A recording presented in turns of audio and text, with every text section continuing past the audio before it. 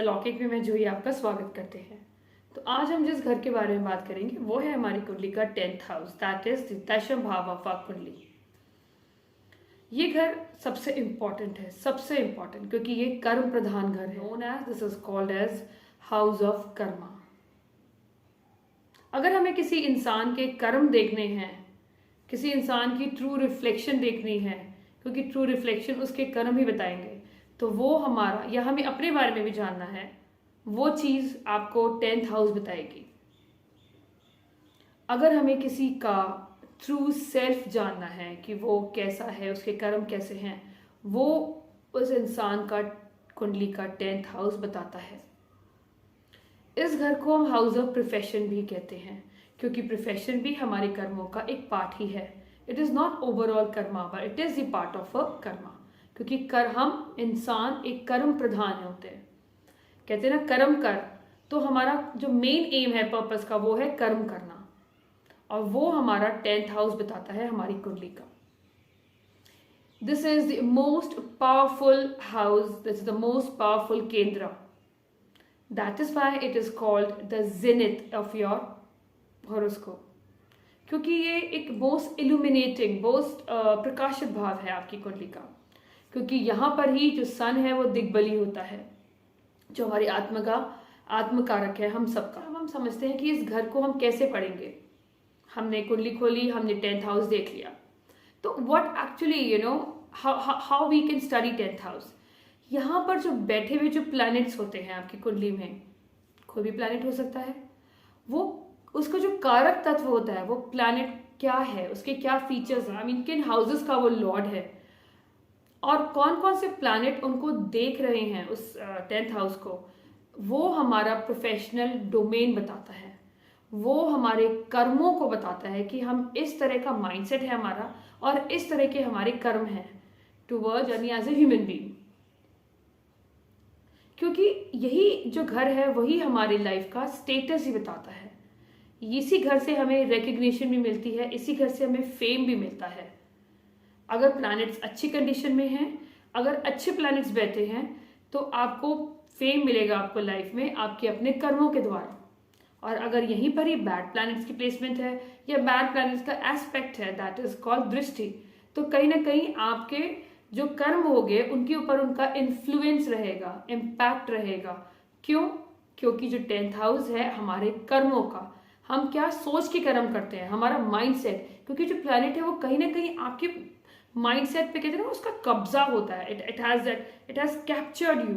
क्योंकि कहीं ना कहीं अगर वो सैटर्न है तो जो उसके कारक तत्व हैं वो आपके कर्म में दिखेंगे, वो आपके प्रोफेशन में दिखेंगे। और कई बार होता है कि आप maximum time fortunately we are into that profession जो हमारा 10th हाउस, क्योंकि हमारी इंक्लिनेशन ही टुवर्ड्स दोज प्लैनेट्स होती है कि हमें ये करना है, मेरा ये काम करने का इंटरेस्ट है, तो वो हमारी 10th हाउस की कंडीशन बताती है। तो 10th house is the house of profession, 10th house the house of professional domain को हमें डिसाइड करना है, तो 10th हाउस से हम डिसाइड करते हैं कि कौन सा काम मेरे लिए बना है, कौन सा काम करके मैं अपनी जिंदगी में खुश रहूंगा, या कौन सा काम से मुझे ग्रोथ, मुझे फेम मिलेगी, मुझे रिकग्निशन मिलेगा।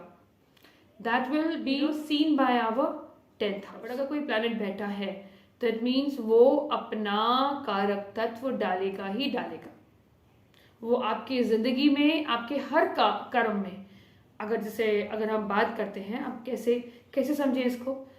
जैसे अगर आपके इस घर में सन बैठा है, सन हमारी आत्मा का कारक है, सन अथॉरिटी का कारक है, सन हमारी ईगो का कारक है, सन हमारे फेम का कारक है, सन हमारी गवर्नमेंट का कारक है, तो कहीं ना कहीं हम देखेंगे एडमिनिस्ट्रेशन का कारक है कि जो लोग जिनका सन यहाँ पर है, एक अच्छी पोजीशन में है, अच्छे प्लैनेट्स के साथ उसकी युति है, तो कहीं ना कहीं आप देखेंगे कि अक्सर वो लोग कहीं ना कहीं गवर्नमेंट से जुड़े हुए कामों में पाए गए हैं, और they have chosen those domains which are directly or indirectly linked with the government, or into those administrative like IAS officers, civil services, UPSC. You will see through 10th house में बैठे हुए planets which support them। अगर 10th house में sun है और साथ में उसके साथ अगर कोई benefic planet बैठा है, तो it will actually get the boost।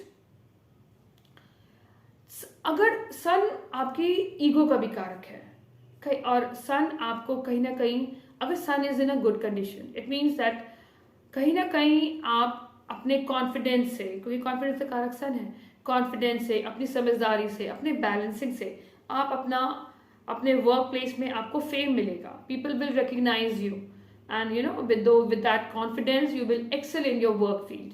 और यहीं पर ही अगर आपका जो सन बैठा है बट कहीं ना कहीं बैड इन्फ्लुएंस में हुआ, बैड कंजंक्शन में हुआ, या बैड एस्पेक्ट हुई उसके ऊपर किसी मेलेफिक प्लैनेट की, और कहीं ना कहीं वो उस राशि में हुआ जो सन की यू कॉल अनफ्रेंडली राशि है, तो कहीं ना कहीं वो सन आपको फॉल्स ईगो में डालेगा, जिसकी वजह से आपके वर्क प्लेस में कॉन्फ्लिक्ट्स होते हैं.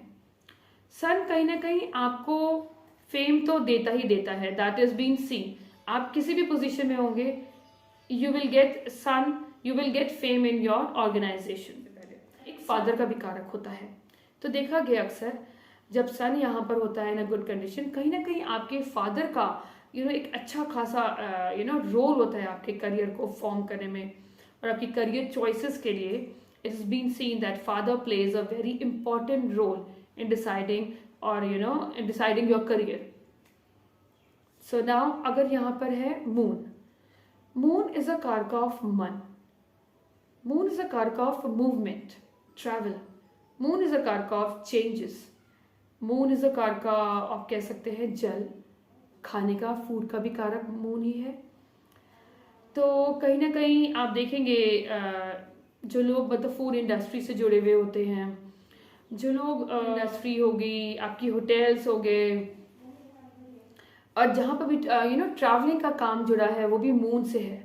और मून आपके मन का कारक है, तो मन को कौन पढ़ते हैं? मन को पढ़ते हैं साइकेट्रिस्ट. तो कहीं ना कहीं यहाँ पर आप अच्छे साइकेट्रिस्ट देख सकते हैं. हम यहाँ से अच्छे एस्ट्रोलॉजर्स देखते हैं.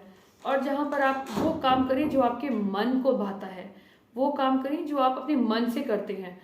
क्योंकि जब मून 10th हाउस में होता है तो कहीं ना कहीं वो आपकी ज़िंदगी में मूडीनेस लाता है. क्योंकि कहीं ना कहीं आप देखेंगे जो वो लोग होते हैं जिनके मतलब 10th हाउस में मून है, वो कहीं ना कहीं अपने काम से, अपने वर्क प्लेस इमोशनली अटैच रहते हैं.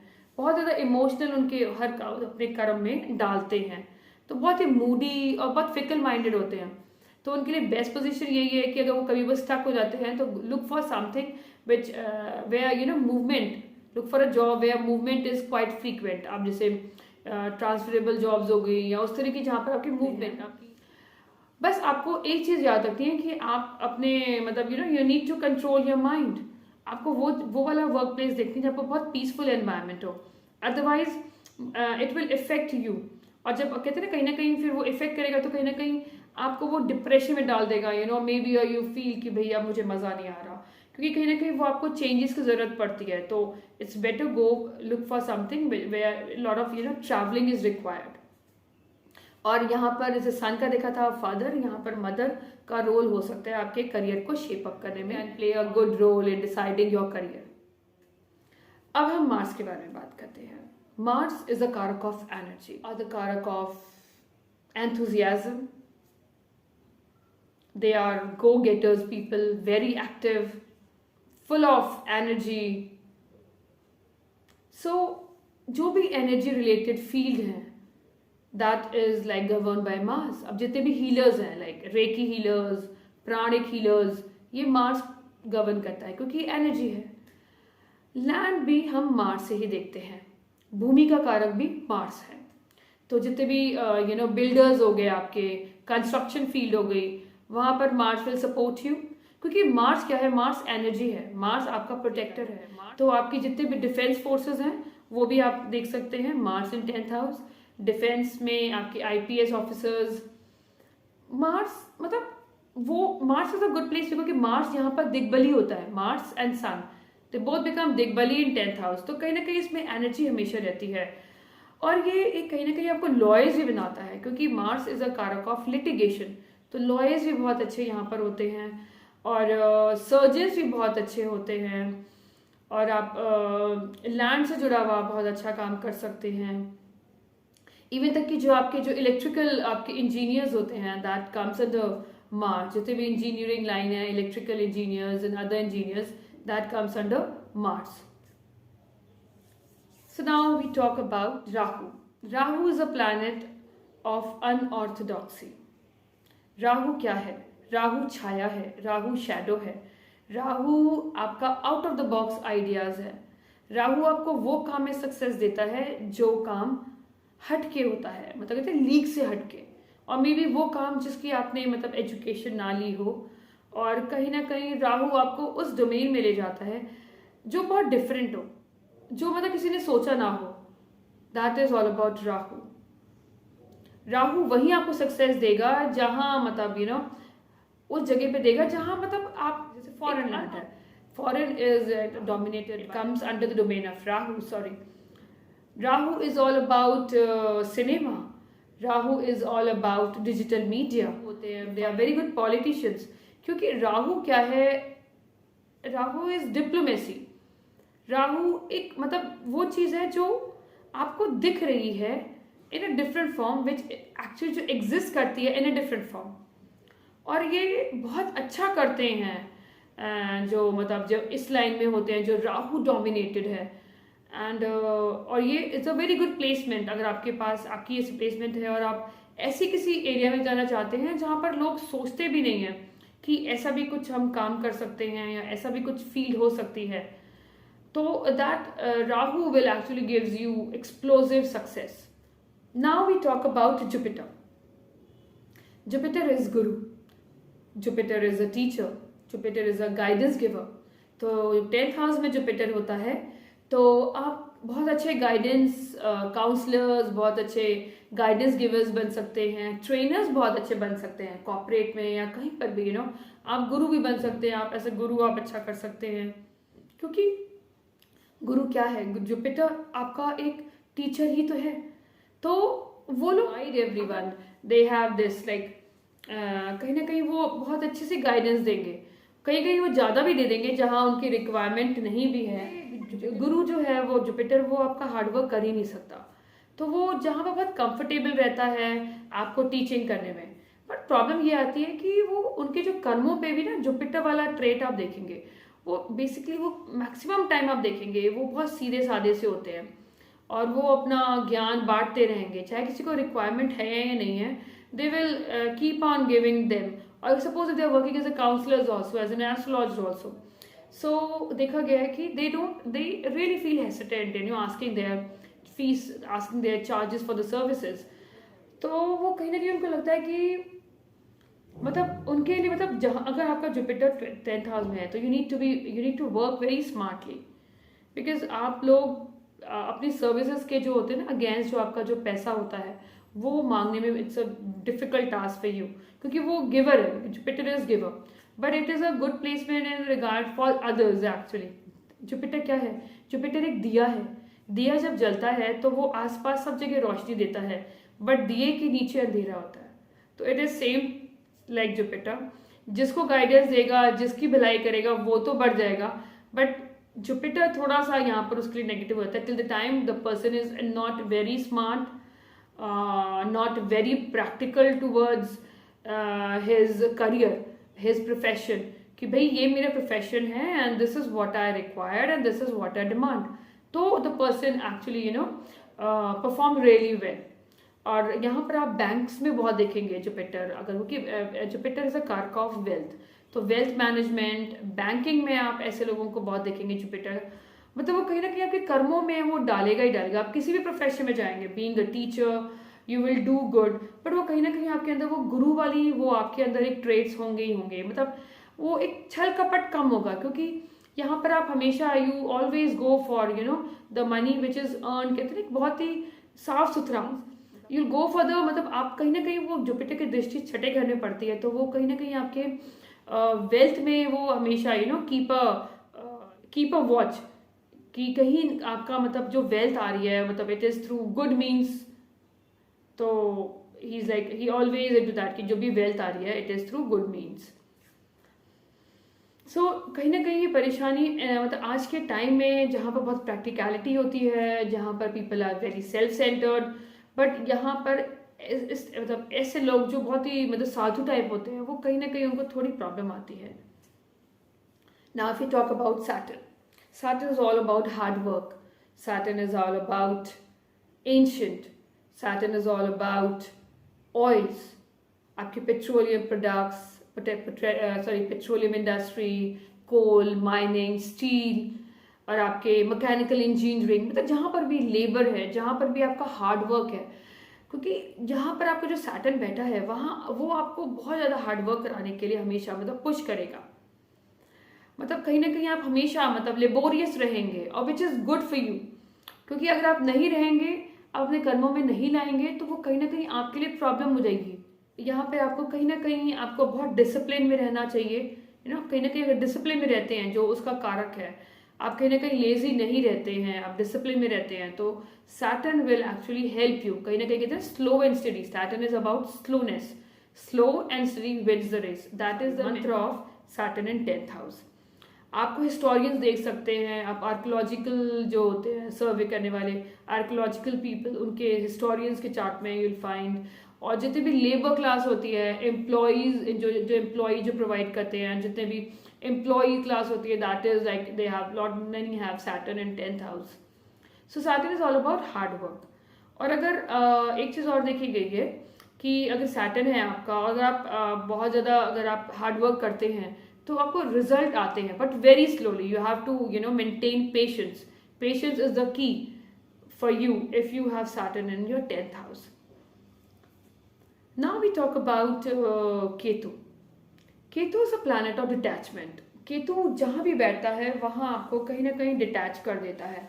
Ketu is a planet of roots. Ketu आपको कहीं ना कहीं आपके रूट से जोड़ता है, डिटैचमेंट का कारक है। मतलब कहीं ना कहीं आप ऐसे लोगों को देखते हैं जो बहुत डिससेटिस्फाइड रहते हैं अपने करियर में, कहीं ना कहीं वो अगर केतु से रिलेटेड नहीं है, जैसे रिसर्च एंड डेवलपमेंट में नहीं, R&D में नहीं है, या केतु से रिलेटेड जितने भी हैं, जैसे साइंटिस्ट हैं, रिसर्चर्स हैं, एस्ट्रोलॉजर्स हैं, और कोई भी ऐसे काम जो मतलब हमारे रूट से जुड़े हुए, अगर आप बिजनेस भी करते हैं तो केतु रिलेटेड है, जैसे जो मतलब बहुत ट्रेडिशनल बिजनेस है, तो केतु आपको सपोर्ट करेगा।